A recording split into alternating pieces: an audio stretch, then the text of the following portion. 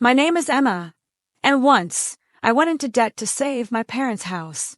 They said they were about to lose everything, that they needed me, but it was a lie.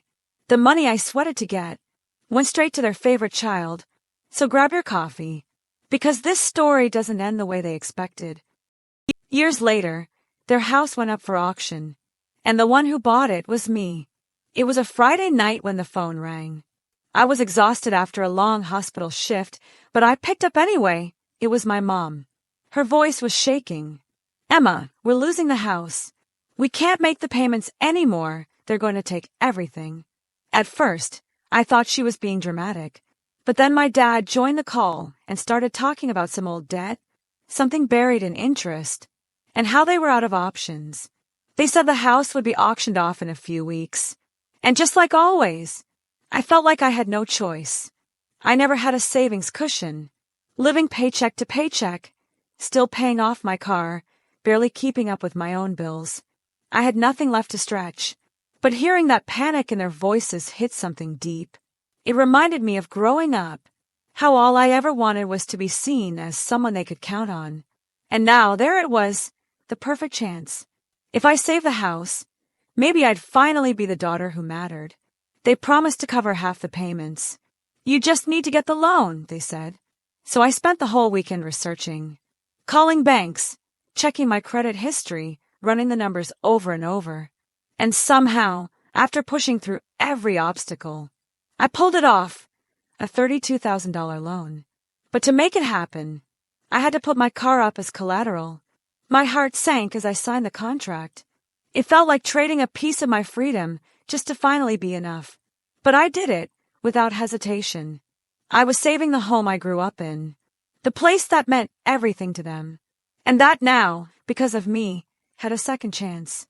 I met my parents that Monday to hand them the check. They cried.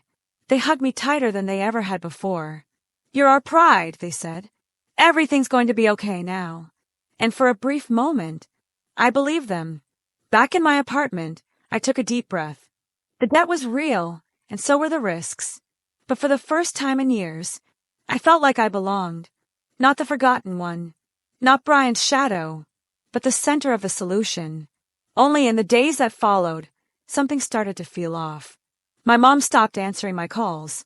My dad got vague, giving me lines like, "We're still dealing with the bank," or "These things are complicated." I kept asking for proof, anything showing the payments had been made, but nothing came. The doubt started growing. Still, I kept pushing those thoughts down. They wouldn't do this to me, I kept telling myself. I wanted to believe that. Then came Saturday morning. The moment everything shattered, I decided to stop by their house unannounced. I knocked. No answer. But their car was parked outside, so I walked around to the back alley. And that's when I saw Brian. He was climbing into a brand new pickup truck with my dad. They were loading huge boxes. Looked like equipment. I stayed hidden watching. And on the back window of that truck was a sticker. "Future Auto coming soon." My heart started racing. I ran home and started digging. I searched social media, public records, anything I could find. And then I saw it. Brian announcing the opening of his new car dealership. The start of a dream. That's what the caption said. My parents were tagged in the post. There were emojis, clapping hands, hearts. But not a single mention of me. Not a word about the loan. Not a word about the debt. I called them that same day. My mom hesitated. My dad stumbled through his words. And then the truth came out. It was for the good of the family, they said. They admitted they used the money to help Brian start his business. "He has potential, Emma. He'll pay you back." I sat in silence. I didn't know whether to cry, scream, or just hang up. The only thing I managed to say was, "You lied to me." And the call dropped. Not because of the signal, but because the world inside me was falling apart. I sat on the floor of my room, completely still, staring at the loan paperwork. The payments were already scheduled. The car, technically, it wasn't even mine anymore. And the house I thought I was saving was never in danger. The only thing at risk now was me. I always knew Brian was the favorite, But I never thought my parents would put that above the truth. When I confronted them again, they said exactly what I feared most. Brian has potential, sweetheart. He just needs a chance. My mom added, he's creative, visionary. Not like you. You always played it too safe. And my dad, he'll pay you back. The store's going to be a success. It's not theft, it's an investment. Every sentence was a blade. I didn't argue. I just listened. Then I hung up. I tried not to think about it, but it was impossible. The loan bill arrived, and with it, the crushing weight of paying for something that wasn't mine. I threw myself into work, pretending everything was fine. But every time I opened social media, Brian was there, posting stories of the store's construction, photos with my parents, inspirational quotes like, "Entrepreneurship means swimming against the tide." He even had branded t-shirts, but not one single word about the sister who financed it all. Not one mention of me. Then the store opened, big celebration. Loud music, balloons, Brian giving a speech in the parking lot. I watched it all in a video posted by an old classmate. "Your family's killing it," she wrote. I replied with a smile emoji. But inside, I wanted to disappear. I wanted to get in my car and drive to the farthest place I could find. But the car wasn't even mine anymore. It belonged to the bank. And if I missed a payment, goodbye. While Brian toasted with clients and took selfies with his investors, I was slashing my grocery list, selling furniture, downgrading my health insurance. And my parents, they were at the store every day, acting like co-owners. I saw my mom at the register, my dad in a company t-shirt, and me. It was like I never existed. Being lied to wasn't enough. Now I was invisible.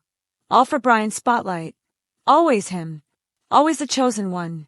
In the second month of the loan, I called to collect what we agreed on. Half the payments. The response, cold. "The situation's tight here too, sweetheart. You'll have to figure it out." No guilt. No gratitude. Like the debt was mine alone. Like the sacrifice had been some foolish whim of mine. I hung up, laid down, and just stared at the ceiling for hours. And for the first time in years, I cried without hiding. The payments piled up. I started selling anything I could.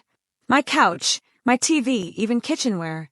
I stopped going out, turned down every invite. My life became just work and survival. And even so, I was still sinking. The bills came like a flood. My salary couldn't keep up. I slept poorly. Every time the phone rang, my chest tightened. I was terrified of collection calls. My life became a minefield. Emotionally wrecked, I started showing up late to work, forgetting appointments, mixing up patient files. My supervisor finally pulled me aside. "Are you okay, Emma?" I lied, said I was fine, but inside, I was falling apart. The world around me kept moving, and I stood still, in the middle of the chaos, just trying to breathe, alone. By the 4th month, the bank took my car. I came home and the spot in my driveway was just empty. No warning, no second chance, just gone. It felt like they'd ripped away the last bit of freedom I had. I started taking the bus, carrying bags and backpacks through long, exhausting commutes. One day, sitting by the window, I had a thought. All of this because I wanted to help. It hit hard, bitter, and then came the silence. I stopped talking to my parents for a while, not out of anger, out of survival. Every call, every photo of the store, every mention of Brian, felt like a punch to the stomach. All I wanted was to breathe, just 1 minute without pain. But even that felt impossible. Alone, drowning in debt, emotionally shattered. That's when I learned the hard way that love without respect is just another form of abuse. Less than a year after the grand opening, Brian's car dealership shut down. He vanished from social media. My parents stopped showing up in pictures. And soon enough, the rumors started flying. Angry customers, bounced checks, broken promises. The promising business turned into just another stain on his record, and another quiet tragedy on mine. But this time, I didn't feel vindicated. There was no satisfaction. Just more weight, more debt, more loneliness. because I was still paying for choices that weren't even mine. In a moment of desperation, I swallowed my pride and went to see my parents. I was behind on rent. The loan interest had doubled, and I needed help. I had barely started to explain when my mom cut me off. "Emma, you're an adult. Figure it out. You chose to get involved." My dad couldn't even look me in the eye. It felt like being pushed off a cliff with a whisper. I walked out of that house the way you leave a funeral, burying, once and for all, any hope of mutual love. A few days later, the department director at the hospital called me in. There was a promotion coming up, and I had been one of the top candidates. But over the past months, my performance had slipped. The lateness, the mistakes. Now, someone else would take the role. "You're excellent, Emma, but you need to be whole." I just nodded. I didn't have the strength to argue, not even to cry. I left her office with my head down, feeling like everything was falling apart. And no one really cared. The nights became battlegrounds. I'd wake up with my chest tight, could barely eat. I had panic attacks in the hospital bathroom. One day I fainted on the bus. Woke up with strangers trying to help me. I went to a doctor.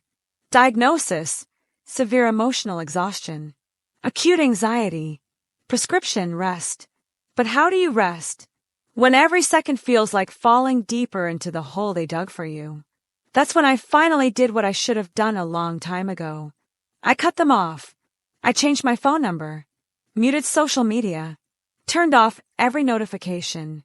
I still replied to holiday messages. "Happy birthday, Mom. Merry Christmas." But no calls, no visits, no dinners. It wasn't hate. It was survival, a shield. And slowly, the silence started to heal me. Over time, life began to take shape again. One random day, just out of necessity, I started selling clothes I didn't wear anymore. The online sales worked. Quickly, I began sourcing pieces from suppliers and reselling them. Within a few months, my small business was born, Emma's Choice. It started modest, but with a soul of its own. And for the first time in ages, I saw something I planted actually grow. What began as extra income turned into purpose. I poured in nights, weekends, holidays, built a website, launched social pages, taught myself digital marketing. And before I even realized it, I was hiring people. A year later, I opened my first brick-and-mortar store. The following year, the second one, revenue soared. The brand grew stronger, and I could finally breathe again. Live again, only now on my own terms. With the money that started to stack up, I made myself a promise. I would never repeat my parents' mistake. No more blind bets. No more putting everything in someone else's hands. I studied, took courses, built a solid emergency fund. That's when I discovered a new world. Auction properties. I'd buy them, renovate, resell. Slowly, strategically, with precision. It became my way of building a future with my own two hands, without relying on empty promises. Every property I flipped was a reminder. I know how to figure things out. I know how to stand on my own. 5 years after that betrayal, I wasn't the same woman. The pain had become wisdom. The loneliness had sharpened my focus. And failure had turned into fuel. I wasn't chasing revenge. I was building security. And now that I had it, I wasn't going to let anyone take it away. 5 years. That's how long it took to cut ties, heal and rebuild. Since breaking from my family, I hadn't just restarted. I'd redrawn my path. Today, I own 3 stores spread across different states. My brand grows every single month. My real estate investments became my new safe harbor. I don't drive luxury cars. I don't flaunt. I don't show up in society pages. Yes, I'm wealthy, but I'd rather be known for one thing, competence. And beyond that, for being untouchable. No one hurts me anymore. It was during a routine scan, just checking for new auction opportunities, when the name of the street I grew up on popped up on my screen. For a second, I thought it was just a coincidence. But when I opened the listing, my heart stopped. It was my parents' house. The same house they'd once claimed was at risk of being taken. The lie they used to trick me into debt. But this time, It really was up for auction. I found out they had mortgaged it months earlier to fund yet another one of Brian's big ideas. Of course it failed. Of course they couldn't pay it back. And now they were about to lose the house. Only this time, they lost it to me. I placed a bid through my company's name. Nothing tied to me personally. No trace. The offer was sharp, strategic, calculated. And when the screen flashed bid accepted, I didn't smile. I just closed the laptop quietly. This wasn't revenge. It was closure.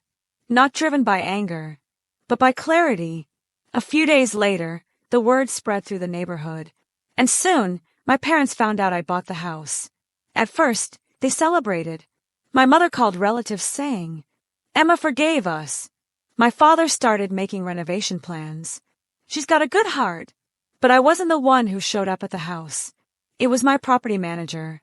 She was poised, calm, professional. Handed over the envelope. "Mr. and Mrs. Wilkins, this is a formal notice to vacate the property. You have 30 days. My mother cried. My father yelled. They called me that same day. The voicemail was full of outrage. How could you do this to your own parents? After everything we did for you. I listened, took a breath, and replied by text. Let's talk. Tomorrow, 3 p.m. at the cafe near the old school. It wasn't a trap. It was just necessary. I got there early, ordered a black coffee, sat in the back. They walked in tense, worn down. My dad spoke first. "Emma, this is serious. We're being kicked out of our home." My mother added, "We thought you did this out of love." I listened, didn't interrupt, didn't cry, and when they finished, I answered with the calm of someone who doesn't know anything anymore. I did it out of strategy and out of respect. For myself. They tried to push back, but I didn't let them. I lost my car, my peace, my health. I asked for help, and you treated me like a burden. While I was having panic attacks in a hospital bathroom, you were out there posting photos at Brian's store. My dad opened his mouth to explain. I raised my hand and shut it down. You don't need to explain. I just want you to understand one thing. This isn't personal. It's business. You were the ones who taught me that. The silence that followed was the most honest moment we'd ever shared. I finished my coffee and placed a folder on the table. Inside, the deed to the house, now in my company's name. You have 30 days. My property manager will handle everything. And before you ask, no, this isn't revenge. It's just that today, I finally learned how to take care of myself. I stood up and walked away without looking back. The city was the same. The streets familiar. But I was no longer the daughter begging for affection. I was a woman who knew her worth. Brian, he disappeared from the spotlight. They say he tried another business in some other town. Honestly, I don't know. And more importantly, I don't care. I left the past on the sidewalk and moved on with the lightness of someone who owes nothing to anyone. Are you really going to take us out of our home? That's what my father asked, his voice trembling. My mother clutched a tissue in her hands, but didn't cry. Maybe out of pride, maybe out of shame. I looked at them both, sitting across from me, and answered with the peace of someone who no longer carries the weight. You took the ground from under my feet years ago, and no one cried for me. The silence that followed hurt them more than it hurt me. That's when I realized, for the first time, my parents looked small in front of me, not because I wanted them to, but because they put themselves there. I kept going. I told them about the sleepless nights, scribbling numbers on paper, trying to figure out how to make rent. I told them about the panic attacks in the hospital bathroom, afraid I'd lose my job. I told them about the day I came home and found nothing but an empty space in the garage. That car was my freedom, the last bit of control I had, and you threw it away for someone who always had everything handed to him. They sat there in silence. My father lowered his eyes. My mother looked like she wanted to disappear. I took a deep breath. Yes, I forgave you. But forgiveness doesn't mean forgetting. And it definitely doesn't mean letting you use me again. I said it calmly, without bitterness. It wasn't a rant. It was a conclusion. You taught me that everything can be negotiated, that emotions mean less than contracts. So now, I'm just playing by your rules. They didn't respond, because there was nothing to say, and deep down they knew I was right. From that moment on, my property manager handled everything. She arranged the move out with a fair timeline, no humiliation. I signed the documents, approved the repairs, but I didn't go there. Not even the day they handed over the keys. It was the end of a chapter, and I didn't need an audience. When I stepped into the empty house alone, I ran my fingers along the walls, and what I felt was a strange blend of pain and freedom. That place wasn't home anymore. It was an asset, an opportunity. I spent months renovating every corner. I changed the exterior, redesigned the rooms, painted the walls a brighter shade. Every detail had a purpose, to turn the past into market value. No unnecessary luxury, just good taste, comfort, and strategic vision. When the house was finally done, I sold it, closed the deal for nearly double what I had invested, and I poured it right back into my business. More stores were in the pipeline. The brand kept growing. But me? I wasn't rushing anymore. I moved at my own pace now, because I'd learned success without peace isn't worth it. And peace, for me, meant boundaries. It meant control. It meant knowing where I ended and others began. Months went by, and then one day, they showed up at my door. Heads down. No arrogance this time. No demands. Just regret. My father's eyes were misty. My mother's voice trembled. "We made a mistake," she said. "And you deserved better." I listened. Not with coldness, but with maturity. You taught me this world is harsh. I just learned how to survive in it. My father asked if there was a chance to start over. I took a deep breath. "That depends," I said. "Starting over doesn't mean going back to what it was. It means beginning something new. With new rules." They nodded. They knew that whatever was left was only what I was willing to offer. A few days later, I gave the green light. They could live in one of the properties I owned. A modest, safe, well-located apartment. The rent, below market rate, but with a solid contract. Payments would come directly out of my father's retirement check. No delays, no discussions, no room for sentimental promises. "This isn't revenge," I told my property manager. "This is structure. Because now, I've learned how to protect what's mine." And at that moment, I finally felt in control of my own story. The past still lives somewhere in the back of my mind, but it doesn't get to make decisions anymore. These days, what guides me is everything I've built with my own two hands. Forgiveness was essential, but being used again, never. My parents had nowhere to go.